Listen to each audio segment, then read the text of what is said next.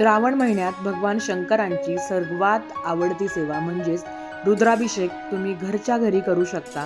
1 रुपया पण खर्च न करता. ही सेवा भगवान शंकरांना अतिशय प्रिय आहे आणि या सेवेने तुमच्या मनातल्या इच्छा नक्कीच पूर्ण होणार. अवधूत चिंतन श्री गुरुदेव दत्त. श्री स्वामी समर्थ. तुम्हा सर्वांचं आपल्या चॅनलमध्ये खूप खूप मनापासून स्वागत. लवकरच श्रावण महिना सुरू होणार आहे. श्रावण महिना हा भगवान शंकरांच्या अंमलाखाली येतो. यंदा 4 श्रावण सोमवार आलेले आहे. या श्रावण महिन्याचं अवचित्त साधून प्रत्येक घरात पारायण होत असतं आणि सगळ्याच घरात रुद्राभिषेक होत असतो. आजच्या व्हिडिओमध्ये घरातल्या घरात 1 रुपया पण खर्च न करता तुम्ही रुद्राभिषेक कसा करावा त्या संदर्भातलीच माहिती आज आपण बघणार आहोत. तर चला व्हिडिओला सुरुवात करूया. सगळ्यात आधी रुद्राभिषेक कोण करतं, कशासाठी करतं? तर रुद्राभिषेक कोणीही करू शकतो असं बंधन नाही आहे. आपण बघतो की श्रावण महिन्यामध्ये लोक रुद्राभिषेक करता, लघुरुद्र, महारुद्र करता. आपल्याला 1 रुपया पण खर्च न करता तुमच्याच घरातल्यांसाठी तुमच्याच घरात तुम्ही रुद्राभिषेक करू शकता. ज्यांना सामूहिक सेवेला जायचं आहे, केंद्रात जवळपास जर केंद्र असेल, संपूर्ण महिनाभर रुद्राभिषेक होणार आहे. ज्यांना रोज करणं शक्य असेल त्यांनी करावं, नाही तर सोमवारी तरी तुमच्या घरात रुद्राभिषेक किंवा केंद्रात जाऊन केला तरी चालेल. पण संपूर्ण या श्रावण महिन्यामध्ये एक तरी रुद्राभिषेक, मी कमीत कमी सांगते, एक तरी रुद्राभिषेक तुम्ही करावा. आता रुद्राभिषेक का करावा ना ते आपण बघूया. बघा, रुद्राभिषेक करण्यासाठी आपल्याला घरात शिवपिंडी असणं महत्वाचं आहे, गळती असणं पण महत्वाचं आहे. कारण त्याची का गरज आहे ना ते तुम्हाला सांगते. पाण्यानेच तुम्हाला रुद्राभिषेक करायचा आहे. भगवान शंकरांची फक्त शिवपिंडी घरात असावी, नंदी नसावा असं म्हटलं गेलं आहे. रुद्राभिषेक करत असताना टोटल 45 मिनिटं ते 1 तास तुम्हाला लागतो. आता रुद्राभिषेक करून आपल्याला काय मिळणार आहे ना ते सुद्धा महत्वाचं आहे. तर सगळ्यात आधी तर भगवान शंकर हे पितरांचे देव आहे. रुद्राभिषेकाचं पठण करून आपल्याला पितृदोषातून सुद्धा मुक्ती मिळते असं म्हटलं गेलं आहे. त्याच्याच बरोबर तुमच्या आयुष्यात किती पण अडचणी असेल, म्हणजे तुम्हाला पितृदोष आहे, पती पत्नीतील मतभेद आहे, किंवा घरात कलह आहे, वाईट शक्ती आहे, निवारण आहे, किंवा वास्तुदोष असेल, भूमिदोष असेल, सर्वात रामबाण म्हणजे प्रचंड दारू पिता, सकाळ संध्याकाळ दारू पिता, कुठला सणवार ते पाळत नाही, अशा लोकांसाठी, किंवा अगदी ताई आमच्या नवऱ्याचं बाहेर अफेअर आहे तर आम्ही काय करू शकतो, तर लक्षात ठेवा. तर असं असेल तर त्याच्यासाठी पण तुम्ही रुद्राभिषेक करू शकता. किंवा ताई माझा नवरा मला नांदवायला नेत नाही, माझी इच्छा आहे नांदायची, यासाठी पण तुम्ही रुद्राभिषेक करू शकता. पण ताई मी माहेरी आहे. आता ज्याच्यासाठी तुम्ही सेवा करणार आहात जर त्यालाच तुम्ही तीर्थ देऊ शकत नाही तर या सेवेचा काही अर्थ नाही. पण सगळ्यात आधी मांसाहार ही जी सेवा जर तुम्ही 40 दिवसाची सेवा आहे, शिस्त सातत्य महत्वाचं आहे. 40 दिवस लगातार तुम्हाला ही सेवा करायची आहे. म्हणजे अर्थात बघायला गेलं जर तुम्ही पहिल्या दिवशी जर सुरुवात केली तर गणपती बाप्पांपर्यंत ही सेवा चालणार आहे. हरकत नाही, मासिक धर्म आला तर ते 4-5 दिवस स्किप करायचे, नंतर तुम्ही सेवा करू शकता. सेवा कोणीही करू शकतो, काहीच अडचण नाही.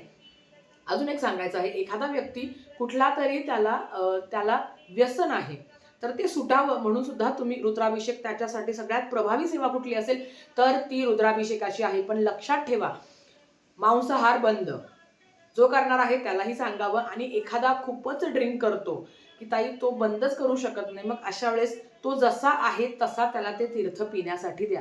याचा तुम्हाला खूप छान अनुभव आल्याशिवाय राहणार नाही. प्रचंड सुंदर ही सेवा आहे. आता बघूया आपण की नेमकी रुद्राभिषेक कसा करायचा आणि त्यासाठी आपल्याला काय काय सामान लागणार आहे आणि संपूर्ण मांडणी वगैरे आपण बघूया. रुद्राभिषेक करण्यासाठी शिवपिंडी लागणार आहे आणि गळती लागणार आहे. आता गळती का लागणार आहे याचं कारण सांगते. जेव्हा आपण रुद्राभिषेक करत असतो ना, एक तर आपल्याला वाचायचं भरपूर असतं, कारण ह्या सेवेला 45 ते 1 तास लागतो. मग अशा वेळेस आपण वाचनाकडे लक्ष देत असताना जेव्हा फक्त चमच्याने जेव्हा आपण अभिषेक करतो ना तर ते पाणी इकडे तिकडे पळतं, म्हणून, आणि ते भगवान शंकरांच्या शिवपिंडीवर पडत नाही, म्हणून गळती असणं महत्त्वाचं आहे.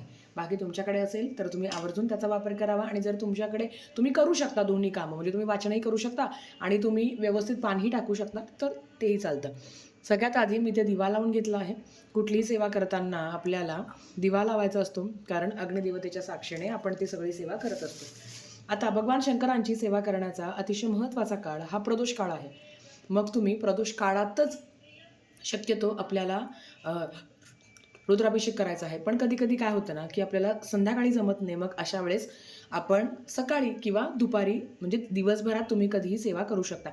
जर तुम्ही केंद्रात जाणार असेल सेवा करायला तर काय लागणार आहे, तर आपल्याला हेच लागणार आहे. केंद्रात जे जाता त्यांना माहिती आहे की आपल्याला भगवान शंकरांची शिवपिंडी लागणार आहे, गळती लागणार आहे आणि एक तामण ना भलं मोठं घ्या. काय होतं ना, आपण छोटंसं ताट घेतलं आणि सेवा भरपूर असणार आहे, त्याला वेळ लागतो आणि तेवढं पाणी भरतं पण. मग अचानक ती सेवा थांबवायची, परत शिवपिंडी काढायची, दुसरीकडे ठेवायची, असं करण्यापेक्षा तुम्ही डायरेक्ट व्यवस्थित मोठं तांबण घ्यावं की जेणेकरून भरपूर त्याच्यात पाणी पण बसेल आणि आपल्याला सेवा करायला पण अडचण येणार नाही. प्रदोष काळ म्हणजे काय, बऱ्याच अशा कमेंट्स येतील. तर प्रदोष काळ म्हणजे सूर्यास्ताच्या 1.5 तास आधी आणि 1.5 तास नंतर. म्हणजेच तुम्ही 4-4:30ला जरी सेवेला लागला दुपारी तरी हरकत नाही आणि संध्याकाळी तुम्ही 6:30 पर्यंत जरी तुमची सेवा झाली तरी चालते. आता सेवा काय करायची नाही सगळ्यात महत्त्वाचं आहे. बघा आता मी ह्या गळतीमध्ये पाणी टाकते की जेणेकरून माझ्या सेवेला सुरुवात होईल. बघा तर थेंब थेंब पाणी पडतं आहे. असं असतं की आपलं मग कसं ना वाचनाकडे लक्ष द्यायचं, पण वाचन करत असताना वरती सुद्धा बघायचं असतं आपल्याला का पाणी आहे की नाही म्हणून. आता आपण बघूया की सेवा काय करायची. ज्यांच्याकडे हे नित्यसेवेचं पुस्तक आहे ना, त्याच्यामध्ये मी तुम्हाला जे काही सांगते आहे ना, ते सगळं याच्यात दिलेलं आहे. मी तुम्हाला ज्या काही सेवा आहे त्या मी तुम्हाला डिस्क्रिप्शन बॉक्समध्ये लिहून देते की जेणेकरून तुम्हाला समजेल. आता बघा, सगळ्यात आधी तुम्हाला काय करायचं आहे, तर भगवान शंकरांच्या सेवेमध्ये शिवमहिम्न स्तोत्रम आहे. आपण बघितलं की आपल्याला रुद्राभिषेक कशासाठी करायचा आहे. महाराजांच्या कृपेने सगळं चांगलं आहे. मला रोज रुद्राभिषेक करणं, एवढा पाऊण तास बसणं शक्य होत नाही. त्यांनी काय करावं, तर त्यांनी फक्त शिवमहिम्न जरी पठण केलं ना इथून इथपर्यंत तरी चालतंय. इथपर्यंत म्हणजे हे 43 होईपर्यंत जरी तुम्ही पठण केलं तरी चालतं आहे. पण ज्यांचा संकल्प आहे किंवा या श्रावण महिन्यामध्ये जास्तीत जास्त सेवा करायची, तर मग या पद्धतीने तुम्ही करू शकता की फक्त शिवमहिम्न तुम्ही रोज पठण केलं तरी चालतं. आता शिवमहिम्न काय आहे. ओम नमः शिवाय. महिम शिवशंकरा तव अगाध बाथोरवी, अपार महती अशी नसे पुरेल ब्रह्मा कवी, यथा मिती किती स्मरू तव गुणासना बागिती, अजान अविनाश हा तुझ समर्पितो ही कृती. हे आहे शिवमहिम्न. हे तुम्हाला एकदा पठण करायचं आहे. सेवेला सुरुवात करण्याच्या आधी आपल्याला स्वामी स्तवन म्हणायचं असतं. महाराजांचं एकदा स्वामी स्तवन म्हणायचं, नंतर तुम्ही सेवेला सुरुवात करू शकता. आता त्याच्याबरोबर काय काय पठण करायचं आहे. एक वेळा तुम्हाला शिवमहिम्न स्तोत्रम पठण करायचं आहे. त्याच्याबरोबर येतं एक वेळा तुम्हाला गणपती अथर्व शीर्षमचं पठण करायचं आहे. रामरक्षा 1 ते 9 ओव्यांपर्यंत रामरक्षा आहे, त्याचं पठण तुम्हाला एक वेळा करायचं आहे. त्याच्याचबरोबर श्री रुद्र अध्याय नमक आणि चमक संपूर्ण तुम्हाला वाचन करायचं आहे. रुद्र अध्याय नमक आणि चमक तुम्हाला दाखवते. हे बघा, हे नमक आहे. श्री रुद्र अध्याय मराठी अनुवाद आहे हा तो. तर शिवसंकल्प सूक्त हे आहे सगळं. हे नमक आहे आणि हे चमक आहे. या पद्धतीने म्हणूनच तुम्हाला सांगते की रुद्रपठण करण्यासाठी ज्यांचं स्पीड आहे ना, त्यांना जवळजवळ 45 ते 1 तास लागून जातो. आणि ज्यांना वाचता येत नाही किंवा जे पहिल्यांदा करणार आहे, काहीच नाही, दिंडोरी प्रणित यूट्यूब चॅनलवर जर तुम्ही गेलात तिथे सगळं रुद्रपठण असतं. तुम्ही ते ऐकायचं आणि म्हणजे यूट्यूबला लावून देऊ शकता आणि या पद्धतीने गळती ठेवून तुम्ही भगवान शंकरांचं नामस्मरण करू शकता, त्यांचा मंत्र जप करू शकता. सत्य तर तिने तुम्हाला जेवढं जमेल तेवढं तुम्हाला हे पठण करायचं आहे. आणि जो रुद्र पठण आहे, तुम्हाला माहिती का, पूर्ण श्रावण महिन्यामध्ये लोक लघुरुद्र करता, महारुद्र करता. मग आपल्याला घरच्या घरी 1 रुपया पण खर्च न करता तुम्हीच तुमचा रुद्राभिषेक करा की. मग तुम्ही प्रत्येक सोमवारी करू शकता. ज्यांची इच्छा आहे ना ते रोज करू शकता. कारण मी तुम्हाला सांगितलं आहे कुठल्या कारणासाठी तुम्ही करू शकता.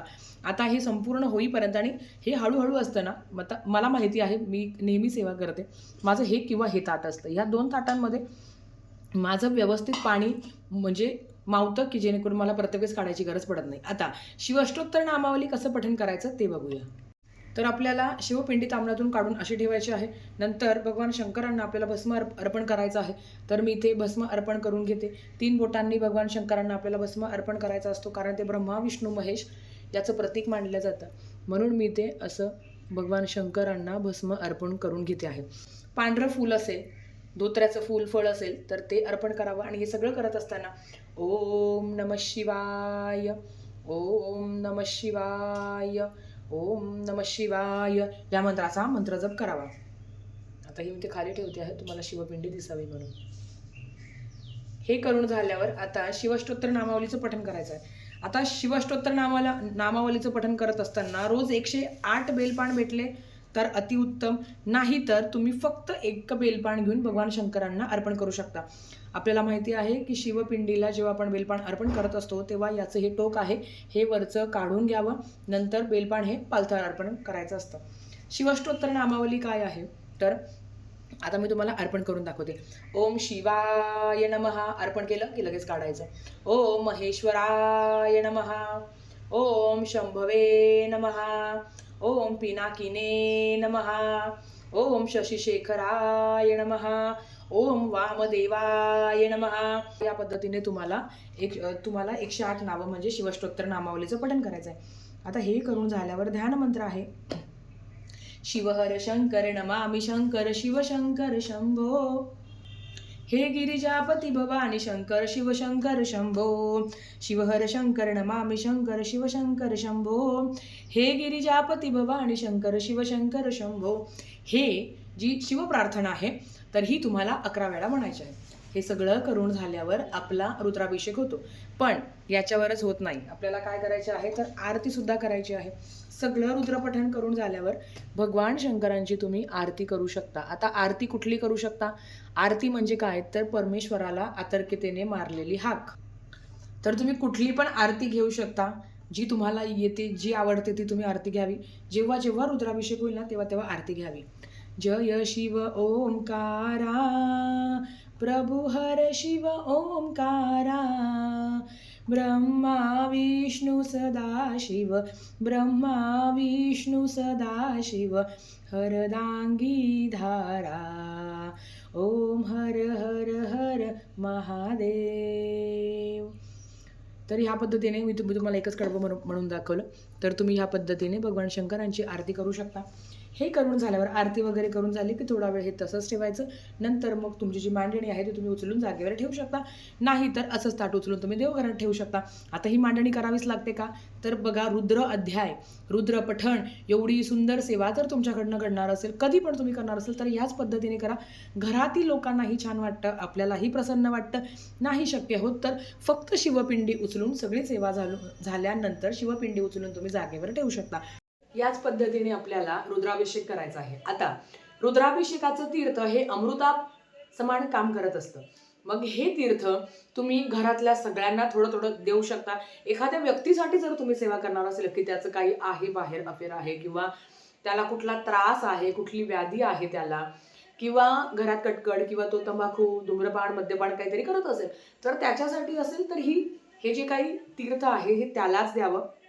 जर तुम्हाला करायचं असेल तर तुम्ही संकल्पयुक्त 40 दिवसाची सेवा करू शकता. हे तीर्थ फक्त त्याला द्यावं. आणि काही काही लोकांना फार ते हुशार असतात, त्यांना माहिती असतं की काहीतरी ही वेगळं करते आहे. मग अशा वेळेस ते तीर्थ, ते पाणी तुम्ही त्यांना चहामधून सुद्धा देऊ शकता, हरकत नाही.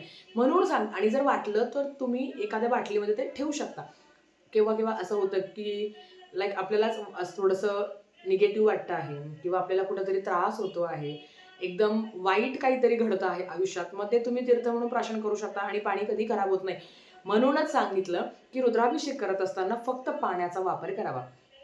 आता ज्यांचं सगळं चांगलं आहे ताई, आम्हाला फक्त श्रावण सोमवारी रुद्राभिषेक करायचा, तर ते तीर्थ सगळ्यांनी प्राशन करावं.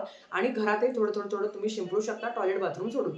या पद्धतीने तुम्हाला करायचं आहे. नंतर ते पाणी तुम्ही असंच स्टोअर करून ठेवू शकता बाटलीमध्ये. जेव्हा वाटेल तुम्ही तेव्हा, किंवा रोज थोडं थोडं थोडं थोडं तीर्थ तुम्ही प्राशन जरी केलं तरी 8 दिवसात ते तीर्थ संपेल.